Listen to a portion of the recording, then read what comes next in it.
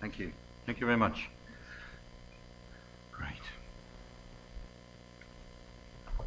Well, first of all, it's really excellent to be here. Thank you very much indeed for the invitation.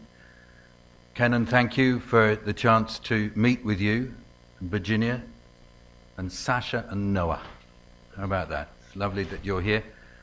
And if you can stay just a few minutes, that's great, but I would quite understand if you're not going to.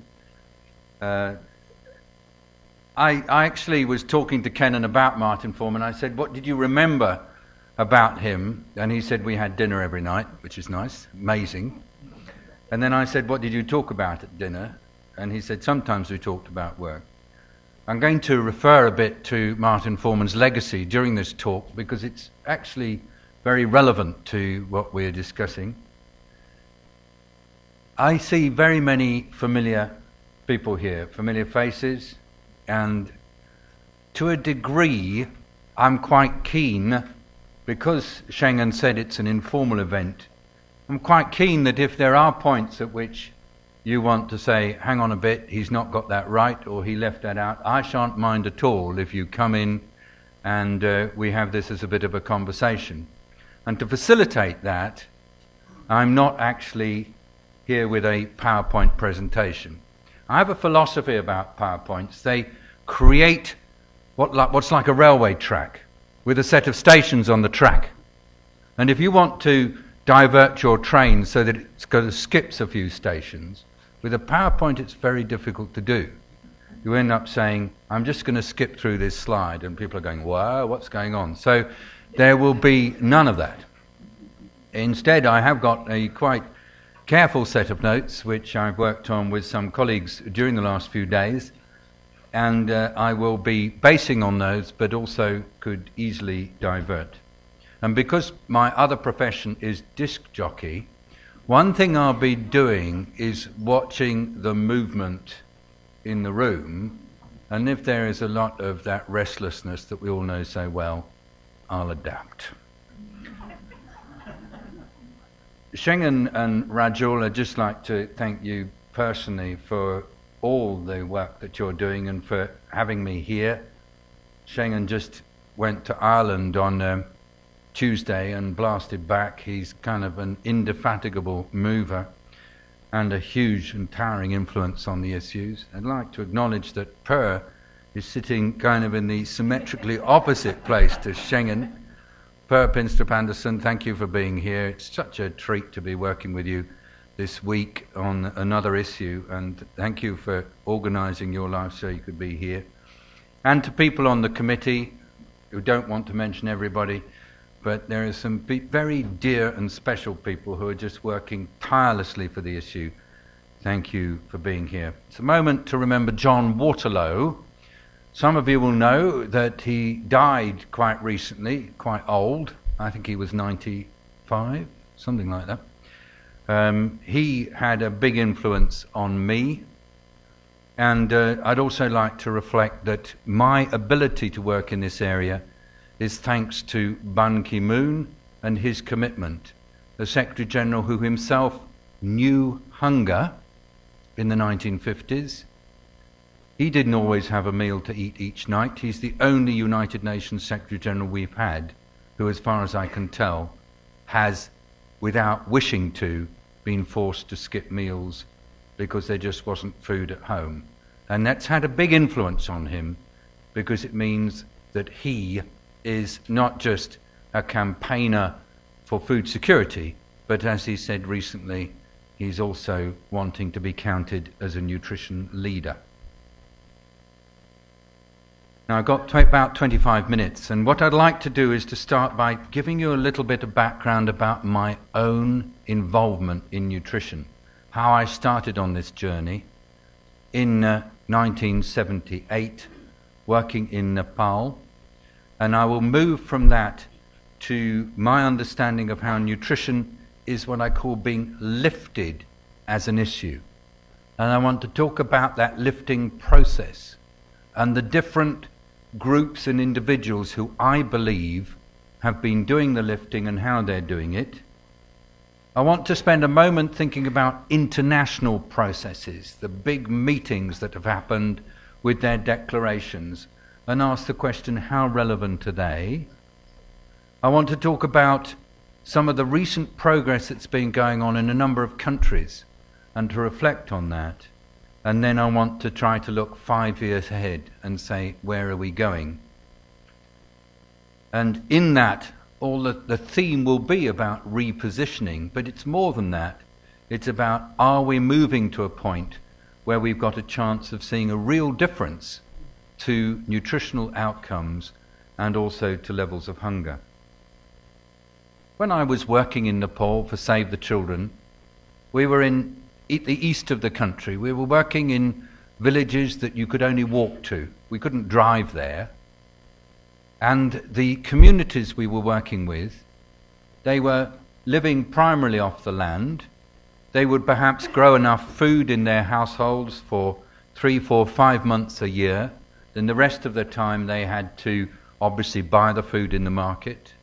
In fact, much of the time they were really working hard to get any cash at all. Each year life had a rhythm. The rainy months between May and September were the tough months. They were the months when food had to be planted, fields had to be weeded, and also at the same time they were the months when illness tended to be at its most profound, particularly diarrheal disease. We all got ill during the rainy months. As soon as the first rains came, everyone would be sick, but some would stay sick right through the rainy months. Women were busy in their fields, but they might have 3 or 4 children in the home to look after. So often the children would be taken to the fields and looked after while work was being done. Not very nice. Often they were left on their own for quite long periods of time because the women were so busy. The men, where were they? Well, they tended to go elsewhere in search of work, often moving for many miles or many kilometers to find work from which they could get cash. If the women didn't have enough money, they would do a bit of time on their own fields, and they would do a bit of time perhaps working on construction projects for a few rupees. And during those months it really was very difficult. For example, witness the case we're seeing just now at the back of the room. Don't feel you have to leave, please. Please don't. But if you had a baby when you were working in the fields, you'd put the baby on your back and you would have to do the hoeing or the weeding. If the baby had diarrhea, yes, it was a bit messy, but you just had to go on. If you wanted to try to feed the baby, it was quite difficult to combine breastfeeding with the work on the fields. This is tough life. But this is the life we saw in Nepal, in India, in Bangladesh, where I was working at the time. It was the life for the majority of people. Now, when we were trying to work out how to help the communities where particularly children will be losing weight during the summer months, we tried to understand the drivers that precipitated malnutrition, and most importantly, we tried to develop interventions that were sensitive to how people lived. You would never want to sit and educate women who were busily trying to juggle childcare, agricultural labour, looking after the home, to educate them about how best to organise their children's feeding, because they knew what they wanted, they knew what they needed. The last thing they could do was to spare some of the extra time that was necessary in order to get food to their children, particularly when they were sick, because their appetites were down or they were vomiting. Very difficult for them to get enough energy, enough nutrients into the diet, especially if they didn't have the cash to buy food that was energy dense or nutrient dense. So we quickly saw the potential of cash as one of the key things that would enable households to be able to deal with some of the challenges during these months. Cash perhaps obtained through marketing products that could be sold in local towns like tomatoes, or cash obtained from labouring, or cash obtained through social welfare programs. We also saw the value all the time of fat, particularly ghee, clarified butter, and also eggs, which were very much a delicacy in helping to ensure that there were additional elements in the diet that enabled children to get through these months. Now, if a child had diarrhea on numerous occasions, say 1 day in 2 or 1 day in 3, through the rainy months, the child would tend to lose a significant amount of weight and move into at least 1.5 or perhaps 2 standard deviations below the weight for height. The child would become wasted. Now, that we would expect. But if these children were wasted right through the rainy season and into the period after the rains ended, when harvest was coming, when by and large families tended to do well, when diarrheal disease incidents and other disease incidents reduced, when women had time to give their children the food that was necessary, when the average Nepalese child would grow 80 to 85% of their height during a period of 2 or 3 months. But if the child was wasted going into that great moment, the 3 months after the harvest, they didn't grow.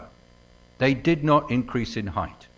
They would increase perhaps 0.5 centimetre or 1 centimetre instead of the 5 or 6 on average for others. And so they got stunted. So there was a direct link between what's happened during those rainy months and whether or not the child gained in height. And we saw very clearly, not only did the children get stunted, these short children, they did not have anything like the capacity to concentrate, the capacity to look after themselves, the capacity to resist disease that their taller siblings had, or the children across the road. This stunting was clearly a problem right from the time it happened. And then in our subsequent longitudinal studies, which we kept going for about 10 years, we saw that they didn't do anything like so well when they went to school. So at that time, we recognized that these combinations of disease, shortage of mother's time, shortage of cash, and weight loss, and then the associated stunting, were absolutely key in setting the basic blueprint for what would happen to the child later in life.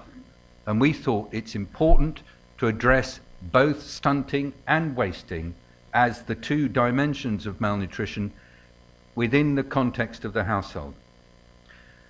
Moving quickly on, I then got involved in a number of rural development programs in Nepal over the next 10 years. And one of the things we tried to do was to use growth velocity and nutritional outcomes as our indicator of whether or not those development programs were lifting up the livelihoods of communities. Development programs where we were trying simultaneously to create more autonomy for women and situations in which they were able to have the time and the resources to look after their children as they wished to, whilst at the same time increasing the productivity of the land, opening new markets, and ensuring that there were employment opportunities that gave people a decent wage, particularly if they were working on construction projects. And at the same time, we sought to ensure that they could access the vitamin A, the zinc, other nutrients, protein, and of course energy that they needed within the context of safe water supplies, hygiene, and sanitation. Taking any element of that package out and saying one or other of them is key to empowering and ensuring that children are likely to do well in these situations, we felt at the time was not the right way to do it. Even though there were people all around us, particularly people working for the United Nations, because I wasn't working for them at the time, who kept saying, let us identify the 1 or 2 primary actions that we could take. We said, no, it's a combination of issues that are determining whether or not children are chronically undernourished, and we have to address those issues together. Well, it was quite difficult to make these points. Occasionally we would get invited to national meetings in Kathmandu, and once we were even invited to the World Health Organization to talk about social, environmental and behavioural determinants of malnutrition. And we tried to make this point at the time then, and people basically listened and said, yes, of course, it's very difficult and very important, but supposing they said you had a zinc supplementation program, wouldn't that make all the difference? And we said, no, please don't pick out one or the other. It's a totality of issues that have to be addressed, because nutrition in this situation is an indicator of overall livelihood sustainability.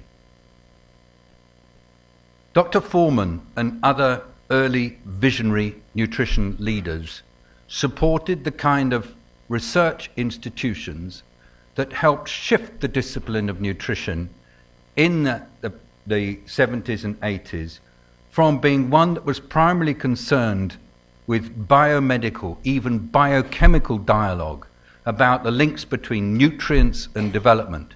Very, very important issues, but they turned the discipline to one which became a combination of health science and social science. It was recognized through the work that was stimulated by Dr. Forman and others in universities, not just in the United States, but of course in projects in developing countries that link together US academic interests and also those of many, many developing countries, that you have to try to find a way to bridge in nutrition the stovepipes between biomedicine, social science, and food and diet issues. Those legs remain important to this day. Nutrition is a discipline that spans health, social welfare, and food production and diet systems like no other.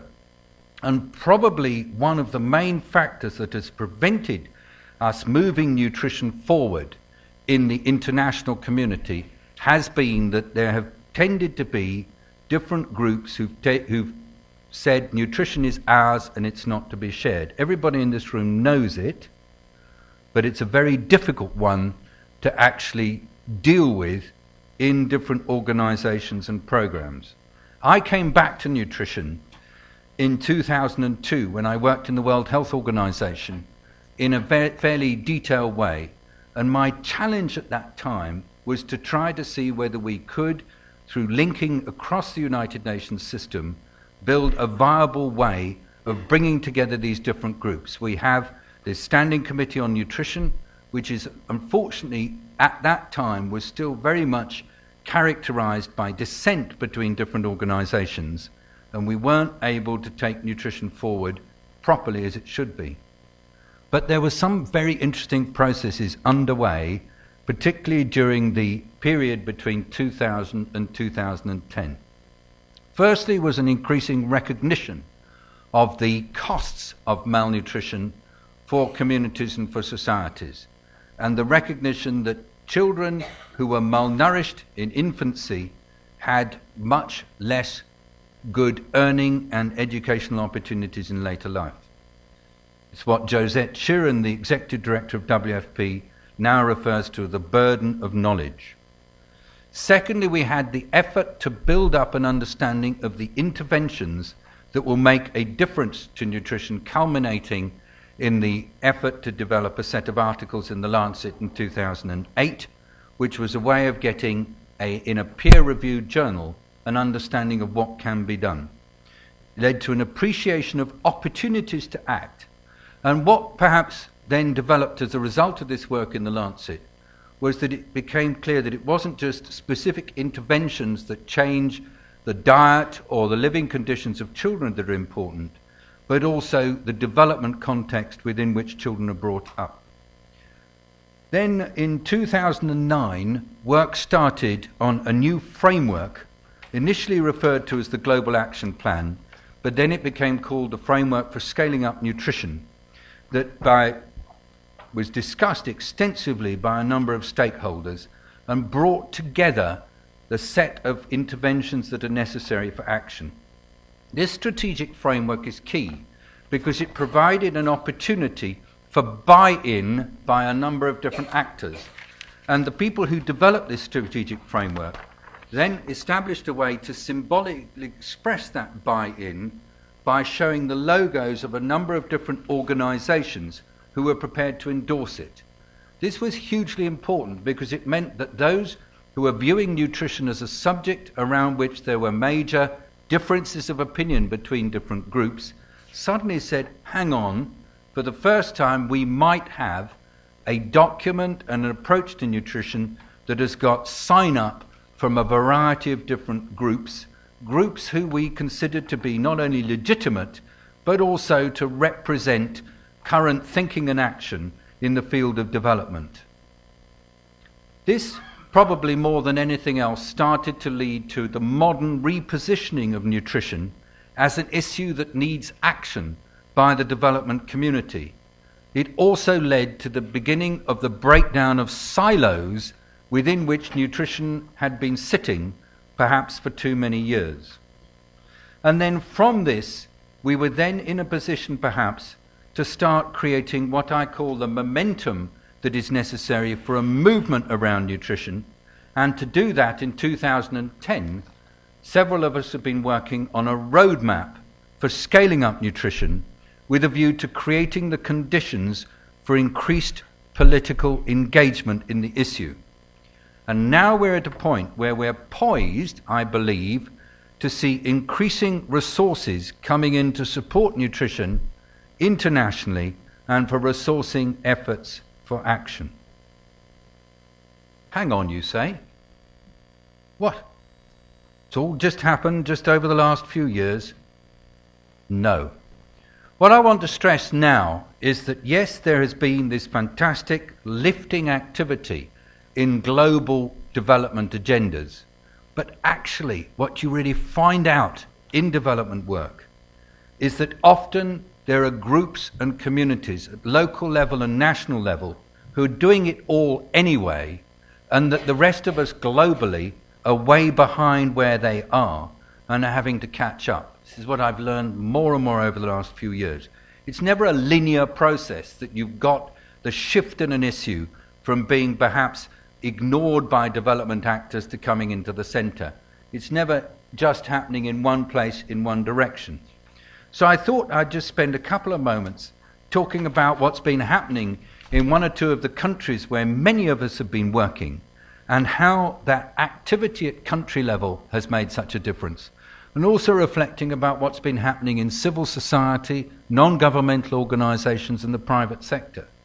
Essentially, for many civil society organisations, many of you represented here, nutrition has been right at the centre of your development agenda for 20 or 30 years. Helen Keller International, represented here, is hugely important in sustaining not just a focus on nutrition, but a focus on vitamin A deficiency as one of the core needs for attention for, since Indonesia and Professor Summer in, Victoria, when?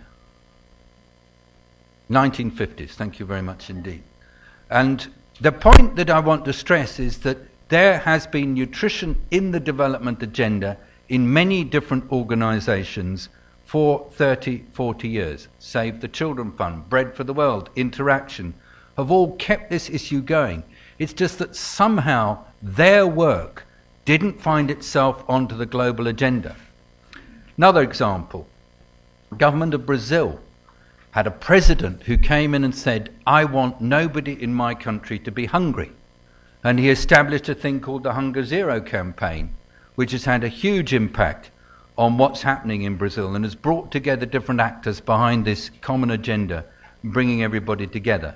And Brazil has advanced hugely with Carlos Monteiro, a colleague who I've worked with for many years, recently demonstrating that as a result of a combination of social policy, health action, and work in the agriculture and food sector, levels of stunting have come rocketing down.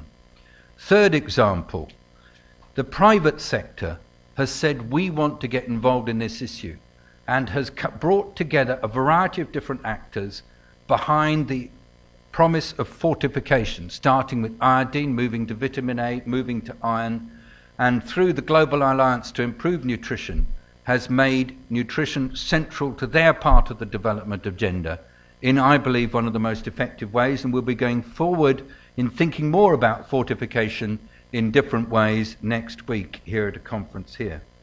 So in these different communities, civil society, national governments and the private sector, nutrition was positioned centrally in the development agenda by many different actors, but somehow it never has quite got there in the international development agenda.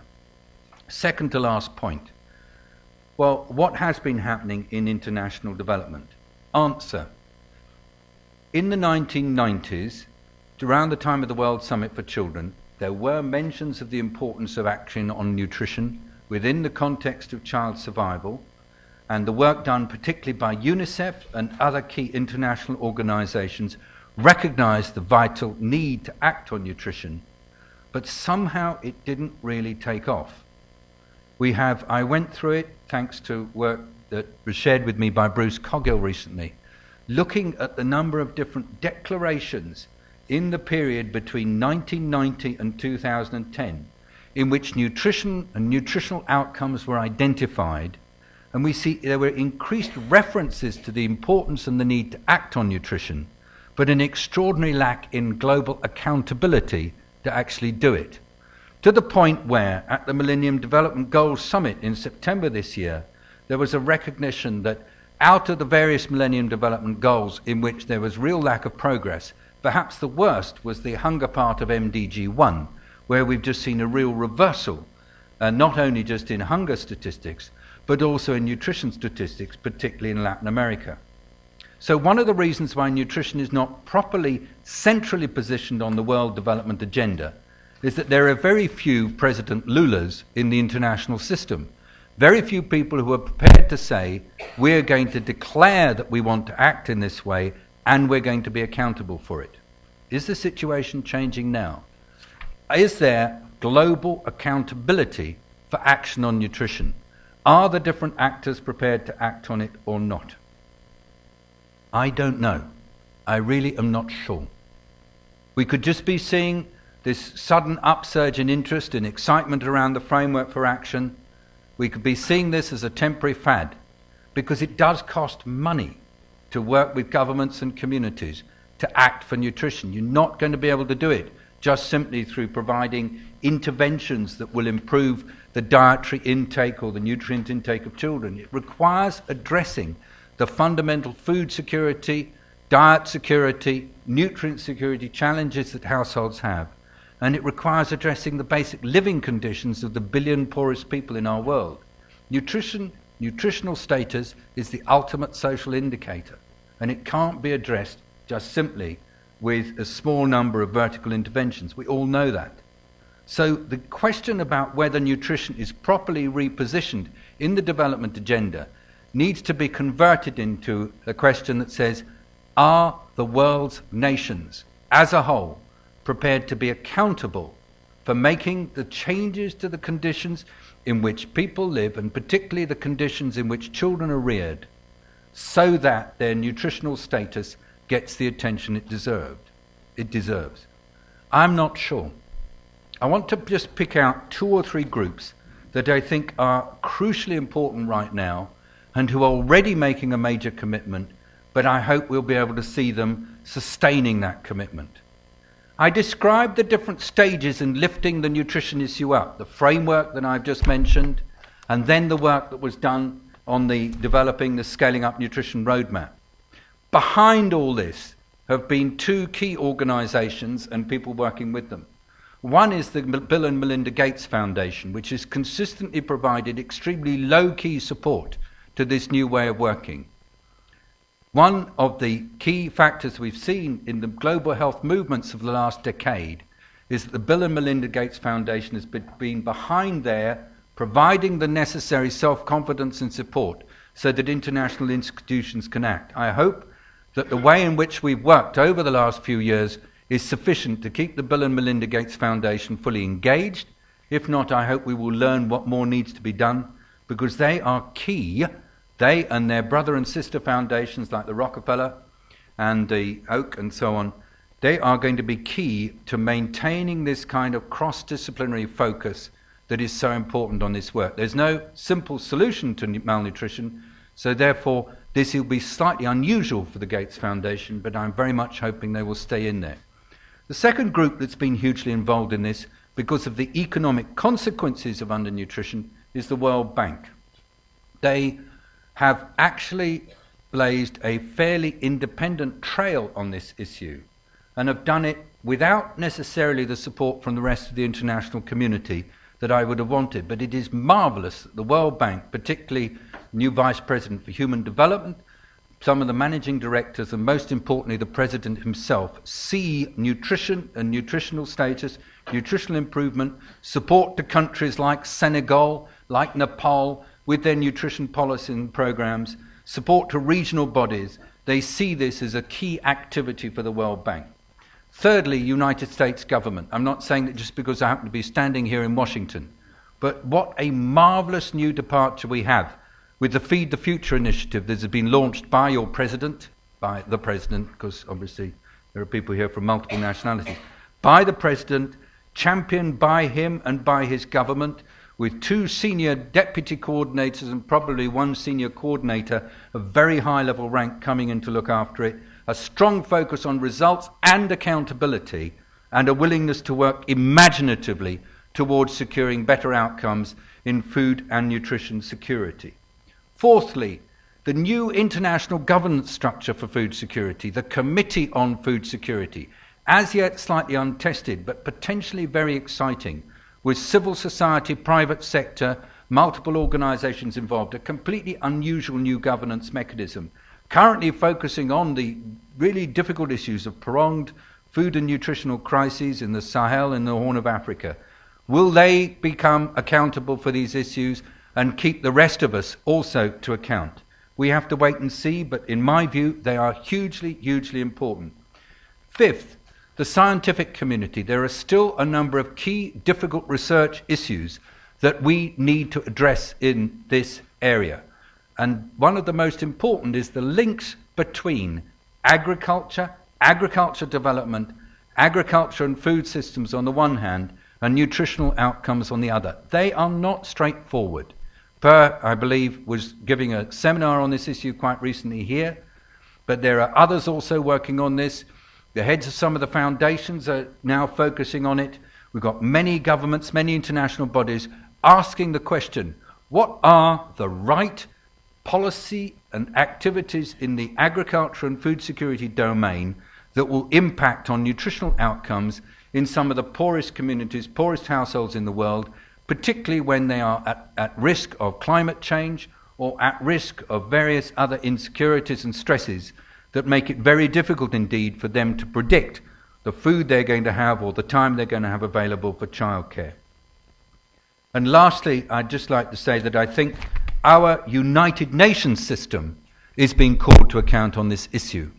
We have the Standing Committee on Nutrition. Schengen mentioned that this was one of Marty Forman's great activities, but there are many in this room, including Per himself, who have been deeply involved in the SCN and trying to make it relevant. It's now in a quite delicate and precarious state. It has the opportunity to align around the open and energizing energy that exists, the open system and energy that exists behind the Scale Up Nutrition initiative. It's not going to be the kind of initiative or activity that has a central control system on one or other organization in charge. It's not that old style. It's going to be networked, it's going to be multiple actors and a movement. And we're looking forward very much to see how the Standing Committee on Nutrition, possibly rechristened with a new name that's not quite so weirdly dull, that could perhaps lead this whole area and take it forward. So I've mentioned governments and their action to take this work forward. I mentioned the donor community, I mentioned the research community, civil society, the NGOs, the private sector, foundations, and one particular foundation, and the UN system. I singled out one or two, and there are many more that I should have singled out, but my time is up. And so I leave you with the following assessment. Nutrition's been on the development agenda for many governments, many civil society organizations, even parts of the private sector, in a very strong way for quite a long time. Nutrition has been talked about in the international development agenda in many declarations, but has not been properly embraced because truly there was a real ambivalence about how to address it. Thanks to heavy lifting by many people, it now has risen up. And some of these documents that I'm showing you are really shorthand for signs that there is a real coalescence of interest around nutrition globally. Is there global accountability that will lead to actions taken that will really reduce levels of hunger and malnutrition among some of the poorest communities in the world? That's very difficult because of the close links between people's livelihoods and particularly women's autonomy and nutritional status. All of us in this room would like to see that accountability there. Is it there? I think only time will tell. But again, we can make it happen. And I've identified some of the key groups that I hope will stay engaged in this movement, that I believe can lead to that, not only that accountability being demonstrated, but most importantly within the next 5 years, to the results actually coming through. Thanks a lot for paying attention. Great. Thank you.